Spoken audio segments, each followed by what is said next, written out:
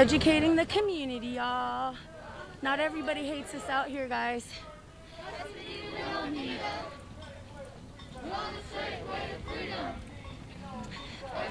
Look at you all.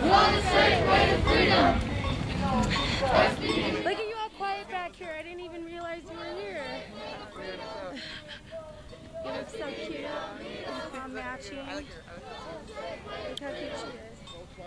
Matching, cute, matching, cute.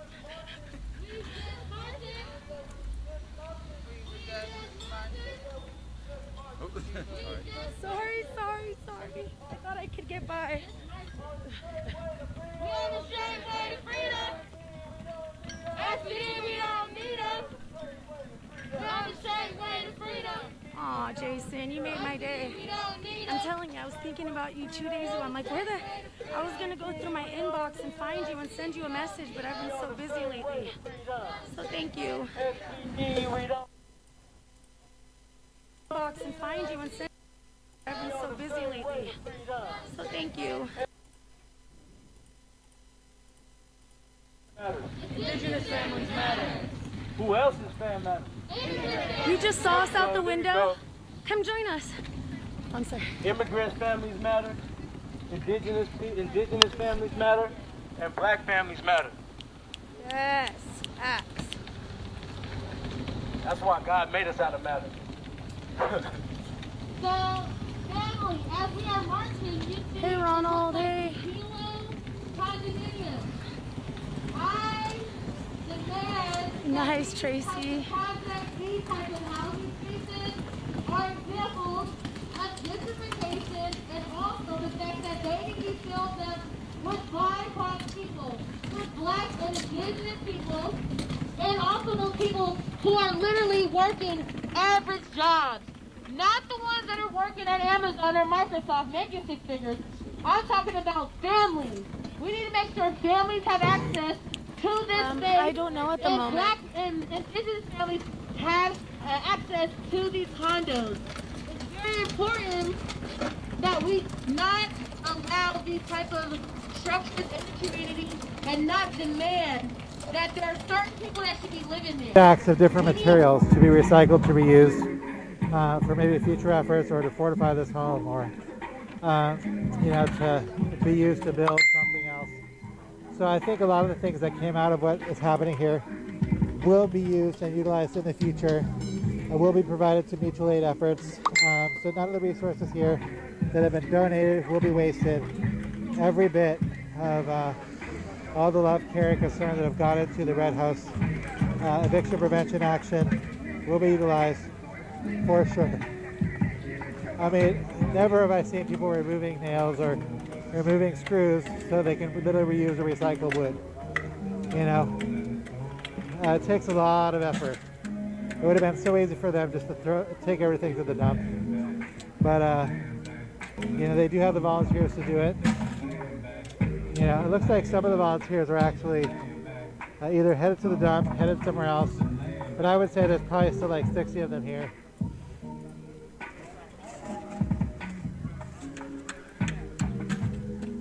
So, we're trying to figure out a way to show the house without showing the fortifications.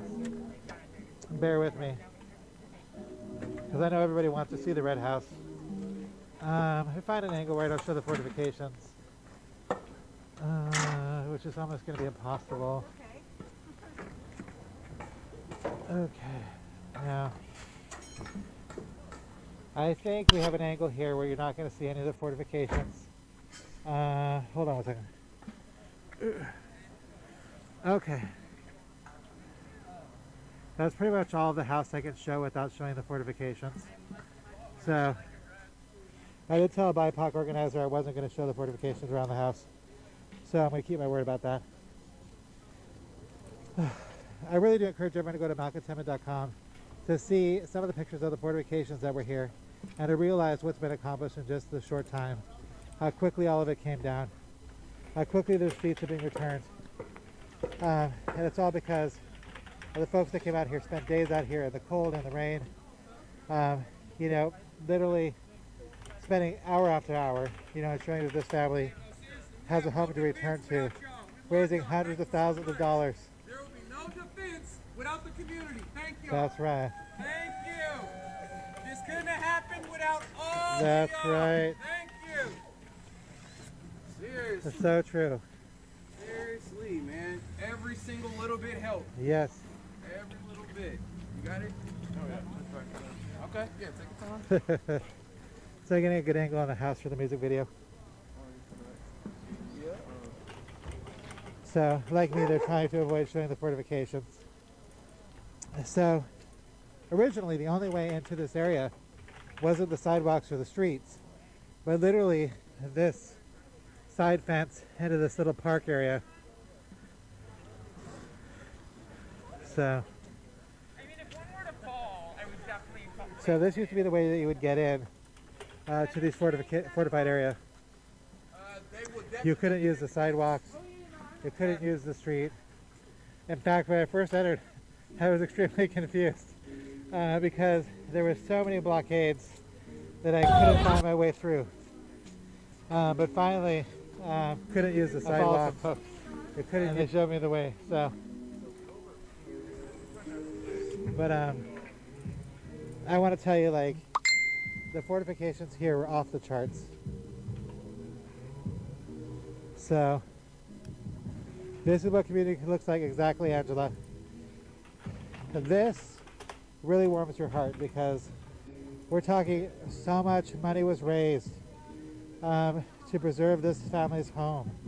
So many people were out here hour after hour in bone chilling cold in downpours, you know, getting wet, getting cold. You know, I can assure you the medics here were busy providing hand warmers and new socks to folks. The clothing tent was full of socks, you know, full of clothes. People were in there swapping out changes of clothes. They were afraid to go home because they feared that this area would be swept by the Portland Police Department. So, you know, on every level, this is one of those things that I will remember as being one of the most successful efforts. I'm sorry I'm getting choked up. You know, in this movement for Black Lives, you know, and for eviction prevention and for mutual aid. This will be the thing that stands up in my mind. And probably perhaps will be repeated around the country because we're going to see more evictions, more unhoused communities. So many more people are losing their homes, have lost their jobs, you know. So, just like you, I'm just totally touched by what happened here. So,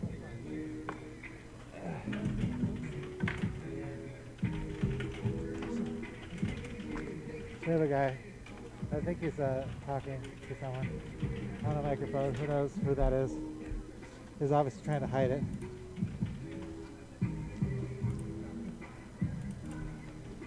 We are the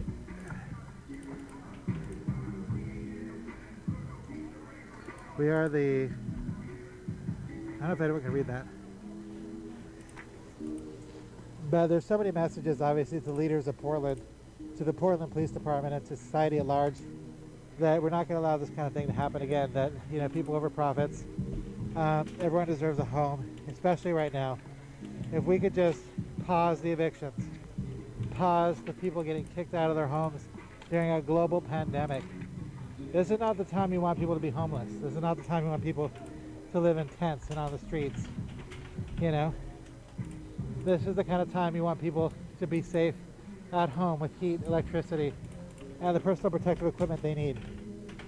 So, and that's what this was about. It's a statement, you know, saying that we're not going to stand for the kind of things that are happening and that are likely to continue to happen and probably to happen more often. So, she was taking a photo. Yeah. Yes, exactly. Medical racism does suck. It does kill.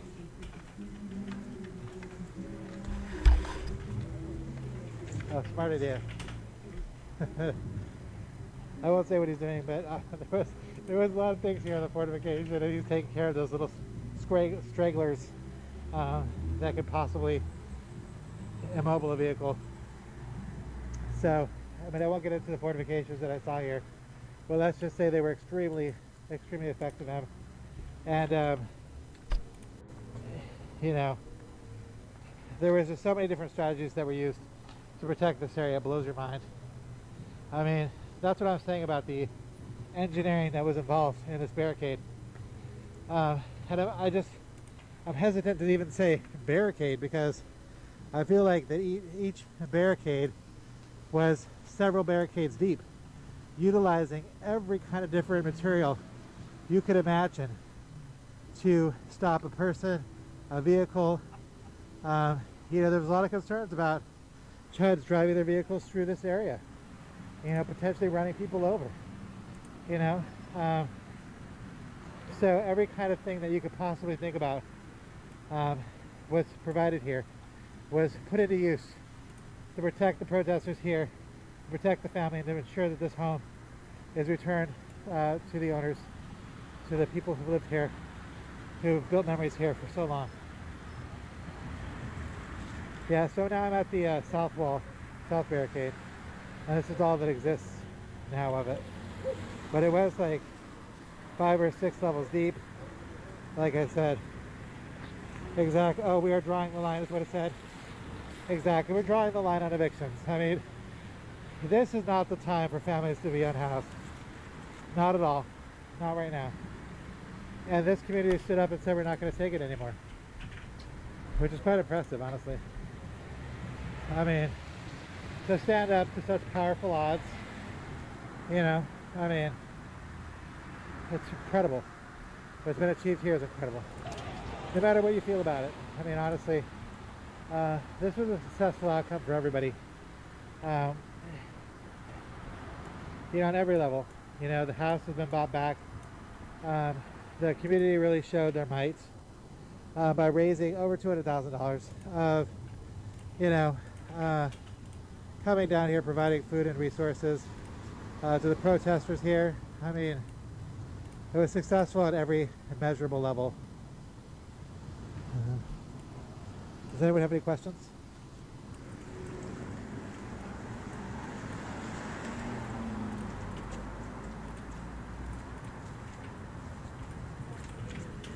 Yeah, that's an example of a looky-loo. Oh no. Ugh, I'm so fearful of those chuds. For real. We're just gonna go ahead and escort you off. Yeah, exactly. Smart.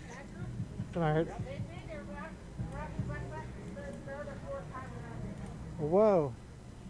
So we see a lot of vehicles, a lot of individuals who've been coming 3 or 4 times, circling the area, coming through, talking into, you know, devices, you know, on radios. So it's unclear if the Chuds plan to come in here, if the Proud Boys plan to come in here and take any kind of violent action, but certainly they're doing the reconnaissance. So maybe they plan to come back when there's fewer protesters providing security to this family, protecting this property, and they're sort of checking out the fortifications. Imagine if they plan to do it, they plan to do it soon, before the fortifications are even stronger than they are now. But I have to tell you, looking at the fortifications around this home, I can't imagine that anyone's going to get very far. That's all I'm going to say about that. It's pretty impressive.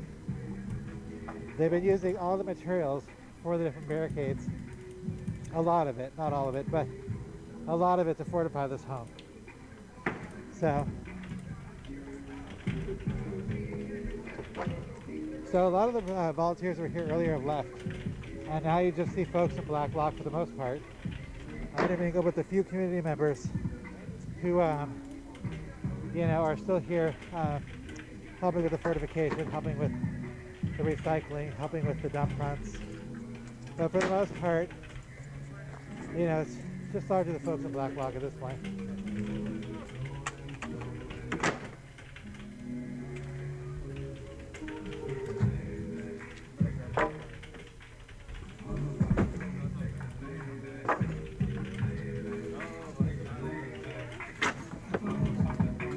Yes, all you have to do is believe. Yeah. If you believe and you put your convictions into actions, anything can happen. Euro. How can you join Antifa? Well, basically, everyone here is anti-fascist. And because we care about people, the policies of the Trump administration have appalled many people, including myself. They basically are just inhumane. And basically violence, maybe not physically, but in economic form, and policies that led to the more brutalization of immigrants, their families, literally locking up children, so we are people who stand against that, you know what I mean? And so there's many people who are, who've put their philosophy, their beliefs into action on different levels, some more than others. Admittedly, before the Black Lives, I don't think anyone could argue that I've done a lot as far as activism is concerned for the lesbian, gay, bisexual, transgender community, for example. And because of that, being an ally to people of color, to other efforts, obviously supporter of fair and legal immigration. But, until recently I didn't realize what it meant to put your convictions, your beliefs into action. So, and I'm seeing that all around me now. I saw that in the CHOP, and I'm seeing that here in this Red House eviction prevention action.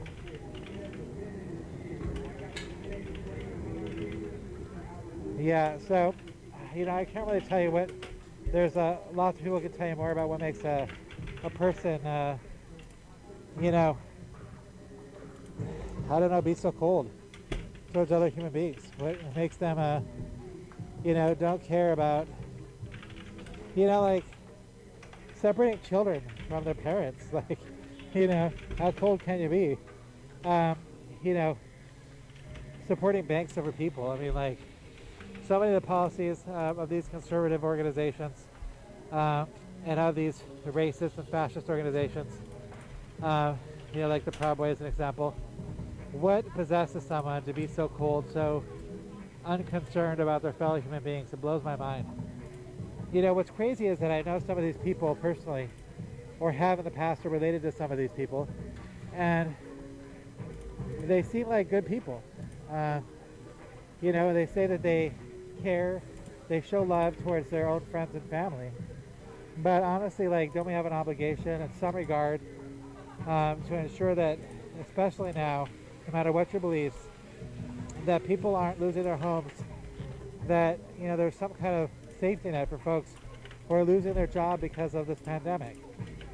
Don't we have some kind of obligation to ensure that when this is all over, people have a home to live in, a place to go to. So often I hear about research studies that show that when people are at risk of losing their home, or at risk of being unhoused, providing some resources, some money to them, helps prevent the eviction, helps them get back on, and if they are unhoused, to get back on their feet sooner. So when I see all these programs expiring for eviction prevention, for additional unemployment, it blows my mind, honestly, it blows my mind. And, in addition to being a journalist, at the moment I also work in healthcare. And this virus comes for everybody. And, and honestly, the Chuds obviously are coming down with it more than anyone else because they refuse to wear masks. But, this is not the time to be individualistic. This is not the time to, practice, very conservative approaches to things. This is the time just to show care and concern and love to people. You can go back to being a bigot later, but right now we need to make sure the resources that these families need, that these people need, are provided.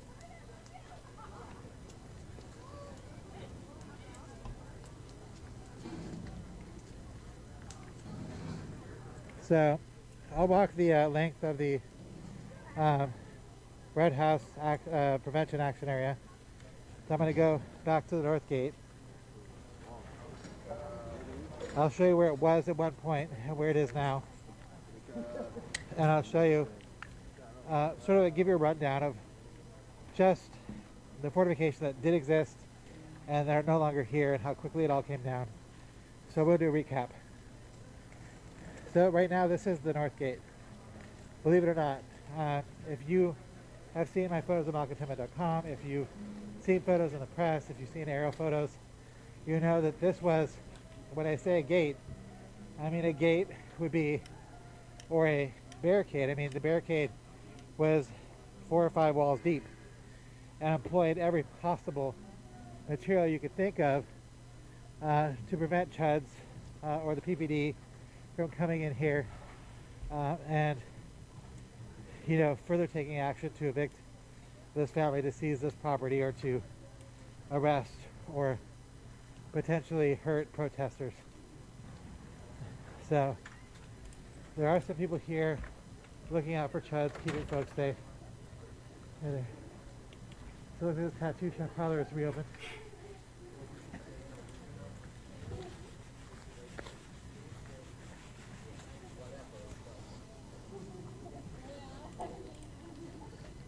Hey sir, do you work there? I don't. Oh, okay. Were you getting a tattoo? I just got one, yeah. Nice! So, I'm going to the north gate now, or where it did exist at one point. So,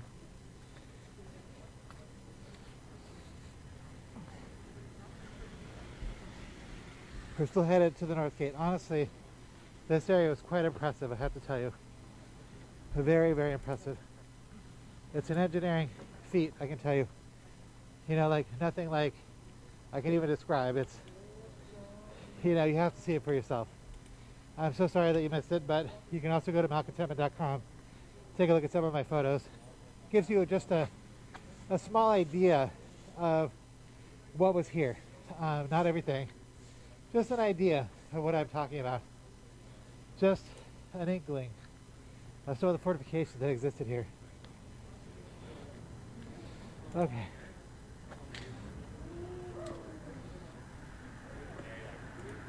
So if any of you watched my live stream yesterday on my personal Facebook,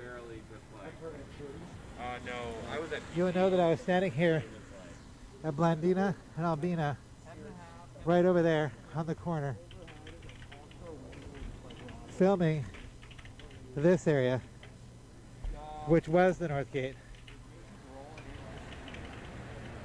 Sorry, I'm still a little out of alert for chuds. This car is turning.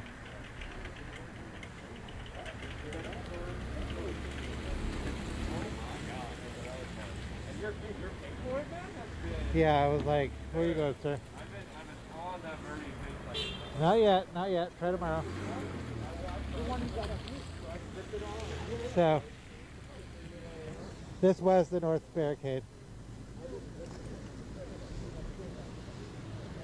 So, and it was several layers deep at one point.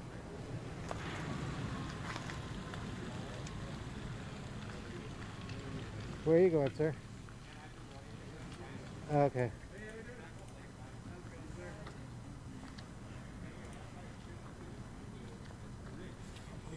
So, like I said, this was several layers deep at one point. Utilizing so many different materials. And, like, if any chud wanted to enter this area, they wouldn't make it out in one piece for sure. Go up on the first block you can, take it down to Skidmore, and then hang a right on Skidmore, and then continue down on Mississippi. So literally the whole time I've been walking was still the barricade. Yeah, we're defending a black family community. So I'm still walking where the barricade was, the north barricade. So if you're paying attention, I'll turn back. It's a long way. It's a very